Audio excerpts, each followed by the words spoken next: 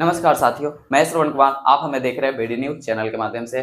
साथियों, आज हम फिर से हाजिर हैं आपके लिए एक नया और लेटेस्ट वीडियो लेकर के सहारा इंडिया से रिलेटेड। तो साथियों, आज के इस वीडियो में हम दो टॉपिक पे बात करेंगे। पहला टॉपिक है CRCS पोर्टल पर आवेदकों का स्टेटस रिजेक्टेड क्यों दिखा रहा है, और दूसरा टॉपिक है CRCS पोर्टल पर नया जो अपडेट किया गया है उसके बारे में। तो चलिए साथियों, सबसे पहले हम बात करते हैं टॉपिक नंबर 1, CRCS पोर्टल पर आवेदकों का स्टेटस रिजेक्टेड क्यों दिखा रहा है। तो सबसे पहले साथियों, हम आपको बता दें कि आपने जो आवेदन जमा किया है उसको 4 स्टेप में वेरीफाई होना है। पहला स्टेप है सहारा इंडिया वेरीफाई करेगा, दूसरे स्टेप में ऑडिटर वेरीफाई करेगा, तीसरे स्टेप में सुप्रीम कोर्ट के जो रिटायर्ड जज हैं वो इसको वेरीफाई करेंगे, चौथे नंबर में इसको CRCS पोर्टल पे जो सेंट्रल रजिस्ट्रार है वो वेरीफाई करेगा। तो साथियों, हम आपको बता दें कि पूरे भारत में जितने भी जमाकर्ता अपना आवेदन किए हैं दावा के लिए, उनमें से लगभग 75% से 80% तक का जितने भी जमाकर्ता हैं उसमें से 75 to 80% का फॉर्म रिजेक्टेड दिखा रहा है। और वो रिजेक्टेड इसलिए दिखा रहा है, उसका सबसे बड़ा कारण सहारा इंडिया है। अब बताते हैं कि सहारा इंडिया कैसे है। तो हम आपको बता दें कि ये सारा चाल जो है वो सहारा इंडिया का है। ये चाहता ही नहीं है कि जमाकर्ता का जो पैसा है वो उनको वापस मिले, वो भी CRCS के थ्रू। ऐसा इसलिए है कि वो चाहता है कि अगर CRCS पोर्टल के थ्रू ना होगा तो लोग हंगामा करेंगे, जगह जगह प्रदर्शन करेंगे, तो वो कहेंगे कि हमें हमारा जो पेमेंट है वो सहारा इंडिया के ऑफिस के थ्रू चाहिए। अब जब ऐसा होगा तो लाजमी है कि सहारा इंडिया फिर से रीओपन होगा, उसका ऑफिस खुलेगा, जिससे कि सहारा इंडिया का सारा कामकाज फिर से स्टार्ट होगा। तो सहारा इसी चाल पे सहारा इंडिया रुका हुआ है कि हमारा कैसे भी करके काम धंधा फिर से शुरू हो सके, हमारा ऑफिस स्टार्ट हो जाए।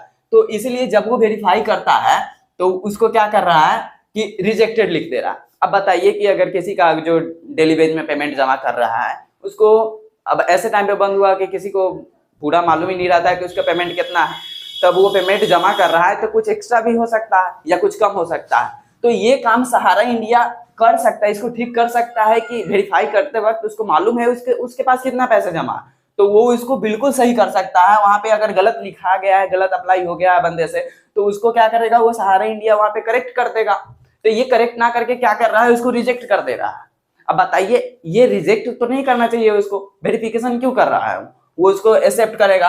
अब देखिए यहाँ पे अगर ये रिजेक्ट कर दे रहा है फिर भी घबराना नहीं है। अब घबराना नहीं इसलिए क्योंकि इसके बाद ये रिजेक्ट करके जब ऑडिटर के पास वेरिफिकेशन के लिए आता है तो ऑडिटर फिर उसको देखेगा कि यहाँ गलती क्यों हुआ और गलती क्या है। तो अगर उसको कुछ गलती लगता है तो ये भी उसको सही कर सकता है, ऑडिटर भी उसको सही कर सकता है। अब इसके बाद होता है ऑडिटर। अब तो दो जगह से वेरीफाई हो गया, एक सहारा इंडिया से हो गया, एक ऑडिटर से हो गया।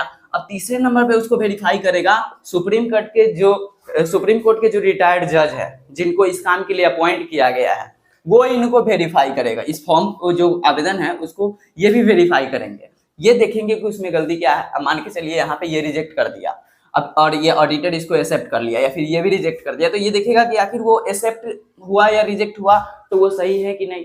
अगर उसको गलती लगेगा तो फिर या फिर सही गलती लगेगा तो वो CRCS के पास भेजेंगे, CRCS फिर से उसको सारा काम वेरीफाई करेंगे। अगर उसको लगेगा कि ना सही है तो सही, ये अगर आवेदन सही है तो वो आपका अंडर प्रोसेसिंग में डाल करके आपका स्टेटस एक्सेप्टेड दिखाएंगे और आपका पेमेंट 45 दिन, आपका जो आवेदन करने का डेट है, यानी कि जो आपने आवेदन जमा किया उसके 45 दिन के भीतर आपका स्टेटस क्लियर करके आपका पेमेंट डाल दिया जाएगा। अगर आपका कुछ गलत है, जैसे कि अब मान के चलिए किसी का फोटो सही नहीं है, किसी ने मुंह पर साइन कर दिया, किसी का फोटो नहीं दिखेगा, कोई साइन ढंग से नहीं किया है, किसी का फॉर्म भरते समय गलती हो गया है, तो उस हालत में फॉर्म रिजेक्ट होगा। तो आपको वहां पे दिखाएगा, जैसे ही आप लॉगिन करेंगे, तो अभी सर्वर का कुछ इशू चल रहा है, इस वजह से वो दिखा नहीं रहा है। जैसे ही सर्वर क्लियर काम करने लगेगा तो वहां पे जब आप अपना स्टेटस चेक करने जाएंगे ना, तो वहां पे रिजेक्टेड या एक्सेप्टेड जो भी कुछ दिखाएगा उसके बगल में आपको वो दावा डाउनलोड करने का ऑप्शन दिखाई देगा कि आपका किस वजह से वो रिजेक्ट हुआ है। वहां पे लिखा रहेगा कि फोटो के वजह से हुआ है या साइन की वजह से हुआ है, ये सब कुछ दिखाएगा वहां पे। वो डाउनलोड करने का जब ऑप्शन देगा तब, अभी सर्वर पे इशू चल रहा है तो वो नहीं दिखा रहा है। अब ये हम आपको इसलिए बोले हैं कि घबराना नहीं है। हम आज से अपना बात बताते हैं कि लगभग 4-5 दिन पहले अपना चेक किए, मेरा 4 था, 4 दवा था, चारों के चारों रिजेक्टेड दिखा रहा था। और आज सुबह में जब मैंने दोबारा चेक किया कि आखिर ये मेरा प्रॉब्लम सही हुआ कि नहीं, तो वहां पे मेरा चारों का चारों अंडर प्रोसेसिंग दिखा रहा है। अब ऐसा क्यों हुआ होगा मालूम है कि सहारा उसको गलत किया होगा, अगर फिर आया होगा तो ऑडिटर को लगा होगा कि ना ये सही है तो वो ठीक कर दिया होगा, या फिर ये रिटायर्ड जज जो है उनको लगा होगा तो वो सही किए होंगे, या फिर ये भी हो सकता है कि CRCS उसको सुधार दिया हो, तभी तो मेरा अंडर प्रोसेसिंग गया। पहले चारों का चारों रिजेक्ट दिखा रहा था, अब चारों का चारों अंडर प्रोसेसिंग दिखा रहा है। और ऐसा मैंने लगभग 10-15 का किया, सबका यही है, पहले रिजेक्टेड दिखाया, अभी अंडर प्रोसेसिंग दिखा रहा है। लेकिन हाँ, अभी एक्सेप्टेड नहीं दिखाया हम लोगों का, तो वो भी आगे चल के अगर सब कुछ सही रहा तो दिखाएगा ही। तो ये तो हुआ हमारा पहला टॉपिक पर बात कि रिजेक्टेड क्यों दिखा रहा है और इससे क्या प्रॉब्लम है या नहीं है। तो हम आपको बता दें, आप चिंता बिल्कुल भी ना करें, बस अपने समय का इंतजार कीजिए कि क्यों हुआ। अगर आपका गड़बड़ होगा तो वहां पे दिखाएगा आपका, जब लॉगिन करेंगे तो स्टेटस के बगल में डाउनलोड का ऑप्शन होगा, फॉर्म डाउनलोड करेंगे तो वहां पे लिखा होगा कि आपका किस वजह से रिजेक्ट किया है। तो टॉपिक नंबर 1 पे हमने बात कर लिया। टॉपिक नंबर 2 है CRCS पोर्टल पर जो न्यू अपडेट हुआ है उसके बारे में। तो साथियों देखिए, CRCS पोर्टल पर अभी जब से लॉन्च हुआ है CRCS पोर्टल, तब से इतना ज्यादा अपडेट हुआ है, इतना ज्यादा अपडेट हुआ है कि लोग कंटिन्यू उस पर कंफ्यूज ही हो रहा है कि आखिर ये हो क्या रहा है, क्योंकि बार बार कुछ ना कुछ नया अपडेट हो रहा है, बार बार कुछ ना कुछ नया अपडेट हो रहा है। इसी क्रम में एक और अपडेट आया है, वो अपडेट है कि जो 4 सोसाइटी है, सहारियन मल्टीपर्पज, सहारियन यूनिवर्सल मल्टीपर्पज है, स्टार्स वाला है, हमारा इंडिया है, सहारा क्रेडिट है।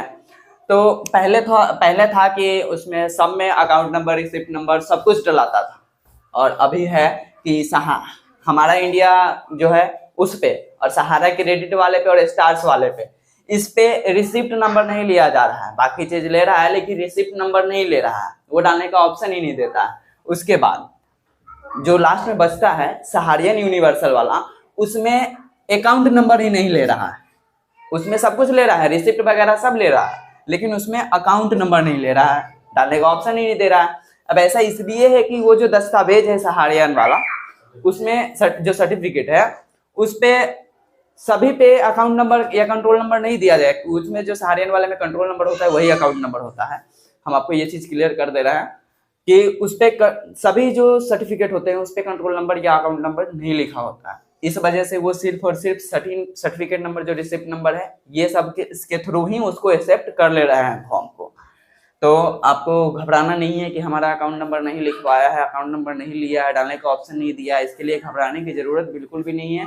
ये अपडेट कर रहा है अपने ये जो CRCS पोर्टल पे है, ये कंटिन्यू अपडेट आ ही रहा है। इसी क्रम में ये भी अपडेट आया है कि सहारियन वाला में अकाउंट नंबर नहीं ले रहा है, और सहारा वाला, हमारा वाला जो भी है, उसमें रिसिप्ट नंबर नहीं ले रहा है। तो साथियों घबराना नहीं है, एकदम पेशेंस के साथ रहिए। जब आप आवेदन जमा किए हैं तो इतने दिन वेट किए हैं तो नहीं, 45 डेज और वेट कीजिए।